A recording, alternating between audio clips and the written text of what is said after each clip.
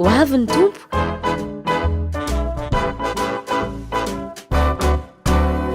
Ho avy ny tompo andray ny olonety, ho avy ny tompo tsy andriky oery.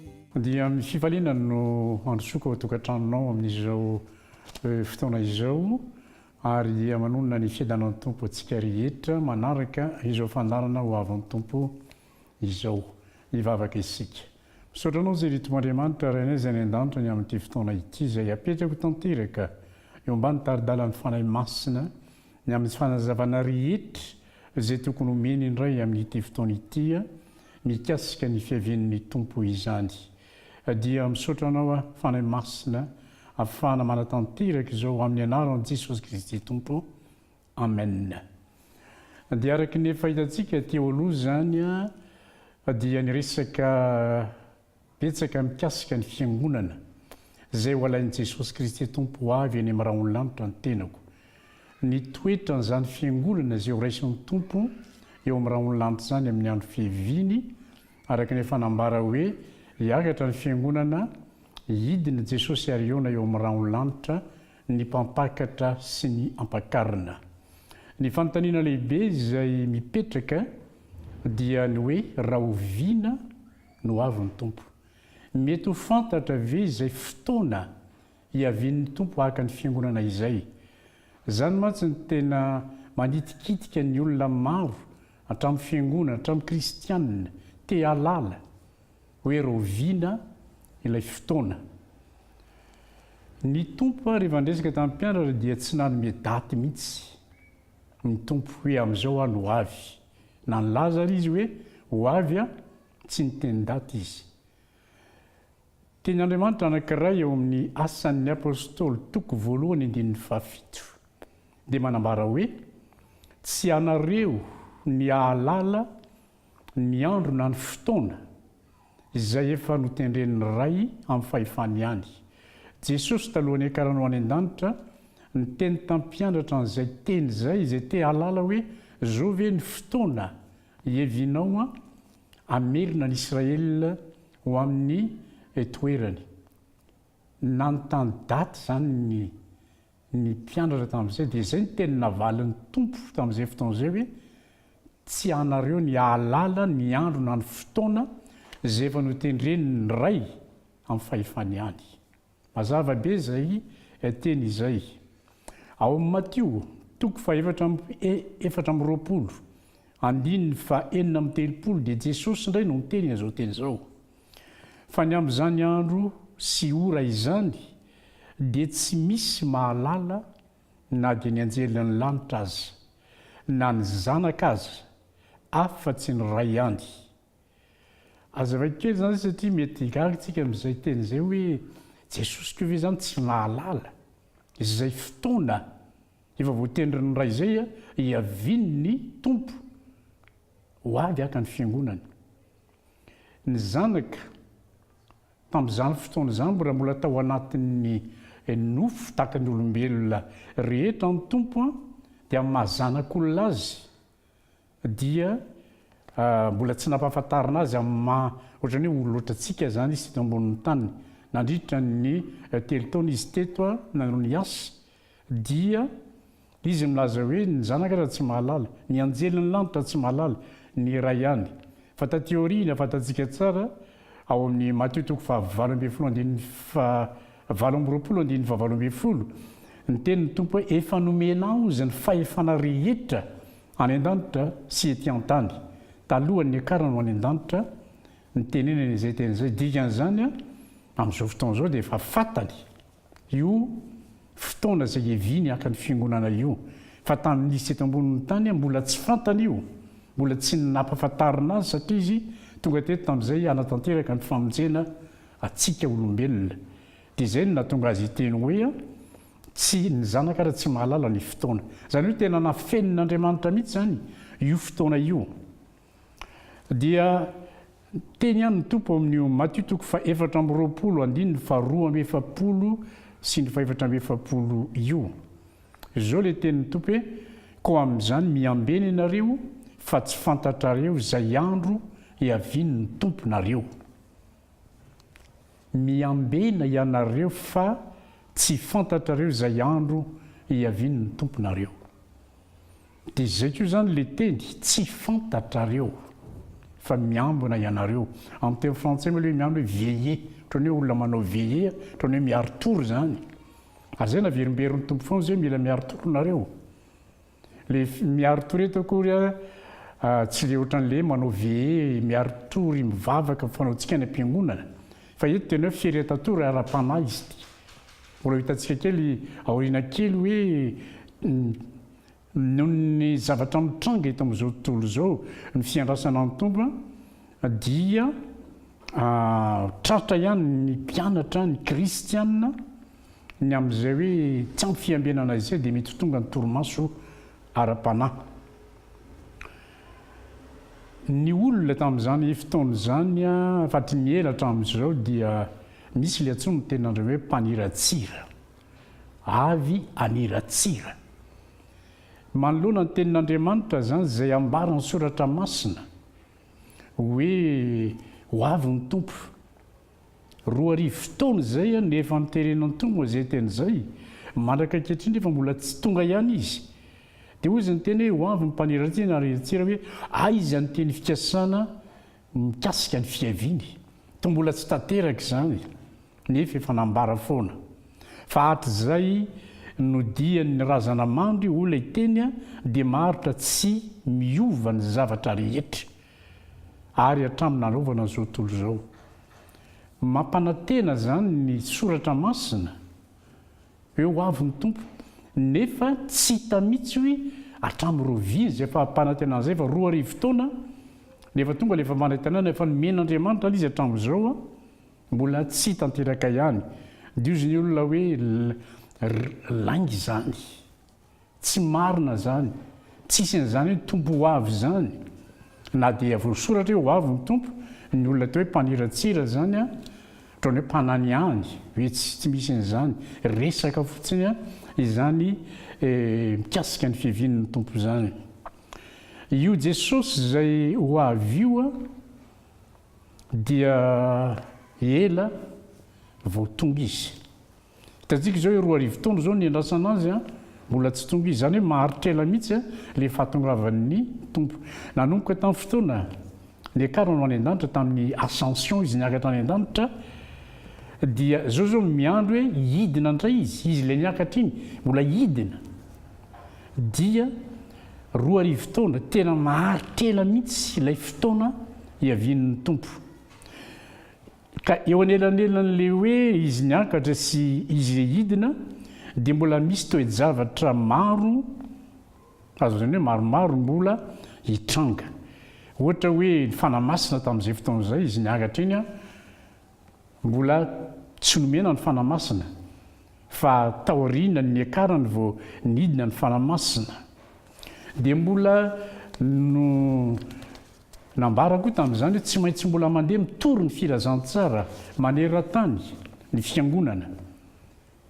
Ao anelan'elan'ilay fotoana nandehanany sy iverenany atongavany izay toe-javatra izay tsy maintsy midina ny fanamasina, tsy maintsy andeha hitory ny filazantsara amin'ny olombelona rehetra ny mpianatra ny kristianina manerana n'izao tontolo izao. Mbola horavany Jerosalema tamin'ny taona 70 taoriana ny nandehanan'i Jesosy niakatra any an-danitra dia rava Jerosalema, novonona ny mponina teo Jerosalema ary dia norohana ny ala tany Jerosalema ny jiosy maro be tamin'izany fotoana izany. Zay moa le antsoina hoe diaspora juif. Lasa mielina aneran'izao tontolo, paritaka eran'izao tontolo izao ny jiosy teo anelan'elan'ny fotoana hoe izy niakatra sy izy ho avy io zany zavatra mbola mitranga. Dia izany rehetrarehetra izany midika hoe tena mbola ela mihitsy ilay fiavian'ny tompo. Ny tenin'Andriamanitra ao amin'ny Matthieu 5:20 dia manambara izao: ary raha naharitra ela ny mpampakatra dia samy rendrehana avy izy rehetra, ireo virjinina 10 izay niomana hitsena ny tompo no ambarany eto. nahartrela ny mpampakatra dia samy rendrehana ny virjinina folo ka dia natory. Izay no antsoina hoe torimaso ara-panahy, natory. Satria reraka miandry, satria ela vao tonga ny tompo dia izay no natonga n'le torimaso. Ohatra antsika ihany io hoe rehefa tena vizaka ianao mivizaka ianao ohatra mijery télé ianao hoe mety ho lava ny film jerevanao eo dia resy tory ianao, ohatra zany. Rehefa miandry na am-piangonana koa raha dia betsaka ny olona matory rehefa somary hoe lavalava ny toriteny, ny moa le lavalava, misy olona tsy mahazaka toriteny atsasakadiny fa matory izy, tsy zakany le izy. Zany le toe-javatra mitranga eo amintsika zany, ary hoe misy ny antsoina hoe torimaso ara-panahy. Le torimaso ara-panahy dia tsy inona akory fa reraka eo am-piandrasana, vizaka eo am-piandrasana, hoe ny fampanantenana atao ho avy ny tompo nefa tsy hita ihany, satria tsy izy tsy nanome hoe amin'izao tady zao no iverenako. Eto zao amin'ity resaka mikasika ny virjinina folo ity ao Matthieu 5:20 ao dia misy teny hoe ary noho ny mamatonalina dia nisy antso hoe indro ny mpampakatra mivoa mba hitsena azy. Efa mamatonalina dia zany efa hoe any amin'ny sasakalina zany eto ny teneny, dikan'izany miandry hatramin'ny sasakalina zany mampatory efa ao anatin'ny torimaso mihitsy zany. Ireo olona miandry dia tratra ny torimaso izy satria ela, tsy hoe maray io fotoana io na atoandro io na tolakandro io na harivariva, fa tena hoe efa mamatonalina, efa tena hoe le torimaso zany efa tena menjana be le torimaso tonga, dia zay no mahatonga le hoe torimaso zay. Misy hevitra ara-panahy moa zany. Tamin'i Jesosy mitety ambonin'ny tany dia nisy fotoana izy Matthieu 5:20 ihany, niresaka izy mikasika an'le hoe talenta, hoe nanao fanoharana ny tompo hoe nisy mpanjaka handeha ho any an-tany lavitra dia niantso ny mpanompony izy, dia nametraka nomeny talenta. Ny mpanompo anankitelo moa zany no raisiny eto natao ohatra. Misy mpanompo anankiray eo mena talenta 5, mpanompo anankiray mena talenta 3, mpanompo anankiray mena talenta anankiray. Ohatrany hoe zava-panahy zany io nomena io. Dia niteneniny ireo mpanompon'ireo hoe andeha fampiareko aminareo reto, fa rehefa ho avy dia ho anontaniako anareo izay nanaovana anareo reto zavatra izay nomeko anareo reto. Dia hoy izy niteny aho noho ny ela dia tonga ny tompony. Tiako avoaka foana le hoe ela, fa naharitra ela vao niverina indray ny tompony dia nanontany hoe ianao izay nomeko talenta 5, ninona no nataonao? Ianao izay nomeko talenta 2, inona no ataonao? Ireo anankiroa moa izay niteny hoe nambaran'ny tompo hoe nampitombony le talenta 5 izay nomena azy dia nahazo talenta 5 hafa izy.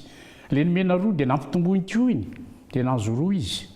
Le anankiray naleviny nafeniny le izy, nofonosiny dia naleviny tsy nampiasainy. Dia bedin'ny tompo tia le anankiray hoe tsy nampiasa ny zavatra izay nomena azy.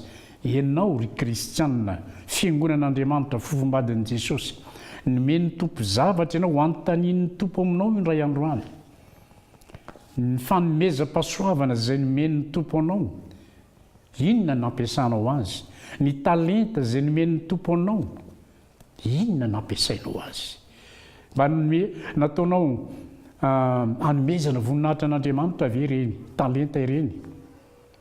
Sa navelanao fotsiny amin'izao na zavatra hafa nataonao? Tsisy voninahitra Andriamanitra. Ohatr'izany koa ny fanomezam-pahasoavana. Ny mpino rehetra dia nomen'Andriamanitra anjara fanomezam-pahasoavana daholy. Rehefa teo hoe mpino izy nateraka indray, nandray ny fanamasina, dia manana fanomezam-pahasoavana.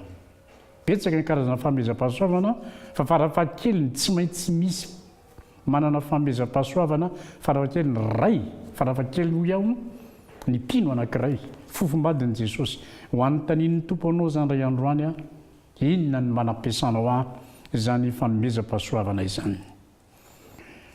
mikasika le hoe torimaso ara-panahy dia izao nikasika an'izy io ny ten'Andriamanitra amin'ny Tesalonianina voalohany toko 5:5 dia manambara hoe koa dia aza mba matory tahaka ny sasany isika fa aoka hiambina ka ahony tena verina ihany le fiambenana mila mahony tena inona moa no tokony hahonoana tena misy ten'Andriamanitra hoe mahonoana tena ho amin'ny fivavahana mba hahafahanao mivavaka tsara dia tokony ahony tena ianao amin'ny zavatra rehetra zany ny ten'Andriamanitra hoe mahonoana tena amin'ny zavatra rehetra asiana fetra ny dolo ny zavatra rehetra izay ataontsika torimaso mila asiana fetra zany hoe hatramin'ny firika hatramin'ny firy ianao no matory tsika dia mampiasa ora amin'izao ka hatramin'izao no afaka zavatra rehetra atao dia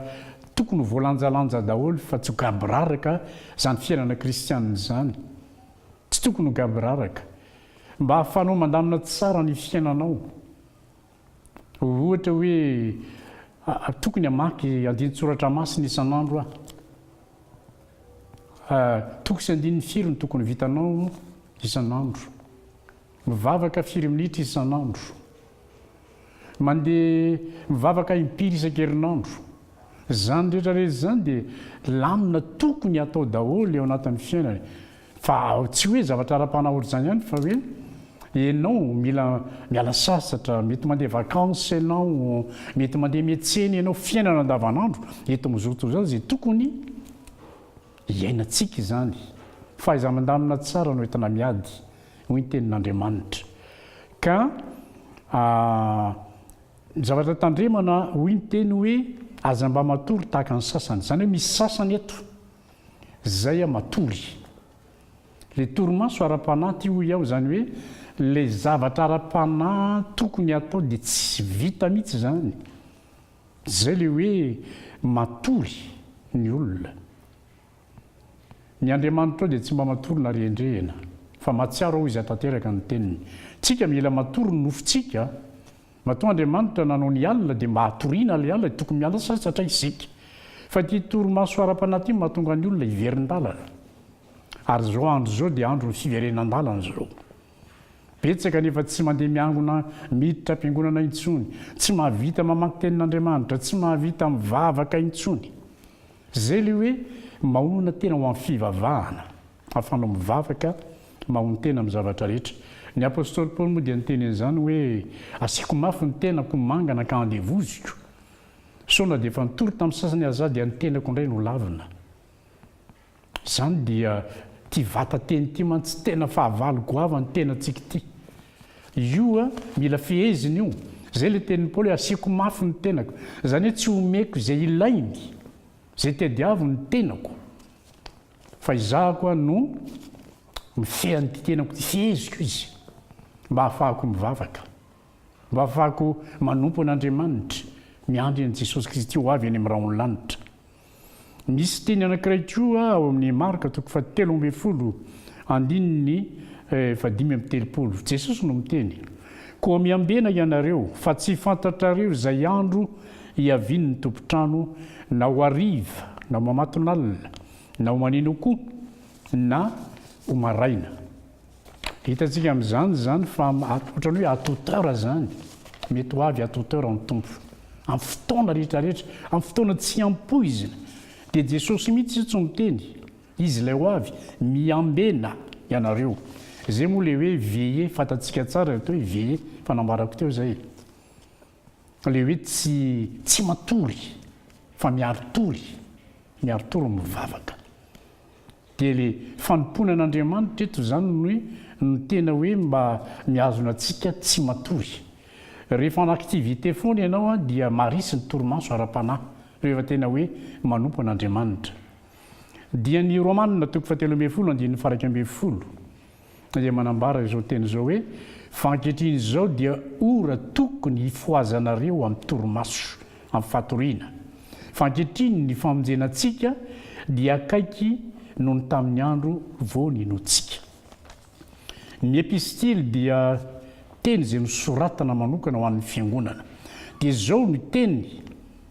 fanahy masina ho an'ny fiangonana ankehitriny zao fotoana zao zay hoe ankehitriny zay zao ora tokony foazanareo amin'ny fatoriana zao ny famantaranandro ny lanitra koa moa misy ny ora minitra sy segondra tsy mitovy ny famantaranandro tsy eto tany ny famantaranandro n'Andriamanitra fa misy zany ora tokony foazanareo amin'ny fatoriana zao zany hoe ianao zany raha mahatsiaro amin'izao fotoana zao hoe tena ohatran'ny matory zany hoy hoe le matory dia zao efa miverin-dalana efa le finoana efa mangatsika ny finoana mangatsika ny fitiavana fa misy fangatsiahana ara-panahy zany mahazo ny olona ao ary dia zany no mahatonga an'ity hoe fiverenan-dalana ity na ty fatoriana ity reraka amin'ny fiaina eto amin'izao tontolo zao dia tsy misy zava-panahy iainana intsony na makany am-piangonana ara mihevitsy ny olona zay le hoe matory ny olona dia hoe taloha zay mpivavaka fankehitriny fa tsy zany intsony dia ozy ny teny ora tokony foazanareo zao mila mifo zany zao fankehitriny ozy ny famonjena atsika dia akaiky no ny tamin'ny andro vao nenotsika fa me manakaiky zany le fotoana amonjena ny fihevin'ny tompo io andraisany atsika ny am'raha lanitra ka izao zany ny fotoana tokony efa ifo isika zao ina moa le antsony hoe fifoazam-panahy ny fifoazam-panahy dia zao ny olona efa mifo no miverina matory indraika mila foazina ny olona maky ara-panahy dia velomina fa tsy foazina akory satria ny olombelona rehetra dia maty ara-panahy daholo tany Edena rehefa nanota Adama sy Eva ny taranany rehetra dia maty ara-panahy zany hoe tafasaraka amin'Andriamanitra avokoa zay fisarahana amin'Andriamanitra zay no atao hoe fahafatesana ary raha tsy afaka io mandritra ny androm-piainana ety dia ho any amin'ny fahaverezana ho any amin'ny elo mirehitra afo ny olona zay mbola maty ara-panahy zany ny antony hitoriana ny filazantsara amin'ny olona mbola tsy nandre mbola maty ara-panahy foazina amin'ny alalan'ny filazantsara izy rehefa mandray ny filazantsara izy amin'ny finoana manaiky an'i Jesosy Kristy ho tompo sy mpamonjy ny fiainany dia mifo le olona velona le olona ka tsy nolona zany eto le olona mbola maty ara-panahy no mila fifoazam-panahy fa ny fifoazam-panahy dia ao anatin'ny fiangonana no ilana ny fifoazam-panahy fa tsy anivela ny fiangonana reo olona ao am-piangonana teo hoe kristianina ireo zay efa nifoazina dia indro fa natory reraka teo am-piandrasana dia mila foazina fa tsy ny olona mbola any amin'izao tontolo zao zay mbola maty ara-panahy na ny rahana ny fiangonana mitoriany filazantsara amin'ny olombelona rehetra ataovy mpianatra amin'ny firenena rehetra dia Jesosy niteny ao amin'ny Jaona 5:20 lazaiko ianareo marina tokoa izay mandre ny teniko kamino izay naneraka no manana fiainana mandrakizay ka tsy ho elohana fa tafafindra ny ala tamin'ny fahafatesana ho amin'ny fiainana izy tanao zay hoe tafafindra ny ala tamin'ny fahafatesana ho an'ny fiainana ny olombelona rehetra tsy maintsy hitoriana ny filazantsara mba ho tafafindra miala amin'ilay fahafatesana mandrakizay ho any amin'ny fiainana mandrakizay izy zay ny ilaina ny fitoriana ny filazantsara matoa maharitra ny fiavin'ny tompo dia satria miandry ianao amin'ny tompo raha oviny ianao no avy hitodika amin'ny tompo amin'izay ary rehefa tafatodika ao amin'ny tompo ianao dia mila miaritory miambena miaretatory sy mivavah izy mba tsy hidiranao amin'ny fakam-panahy satria ny torimaso ara-panahy dia zavatra manantanina ny fiainana kristianina tahaka an'ireo virjinina na dia virjinina 5 endry azy tratra ny torimaso ara-panahy tahaka ny virjinina 5 adala ihany koa dia hivavaka isika hisaotra an'Andriamanitra misaotra anao zay tamin'ny fanazavana zay vao avy noraisina teo tompo malalo ny amin'ny fiambenana ny fitandremana ny amin'ny fiavin'ny tompo indrina zany dia mametraka ny tsiraray avy ampialatana no mahery ao amin'ny anaran'i Jesosy Kristy tompo amen ho avy ny tompo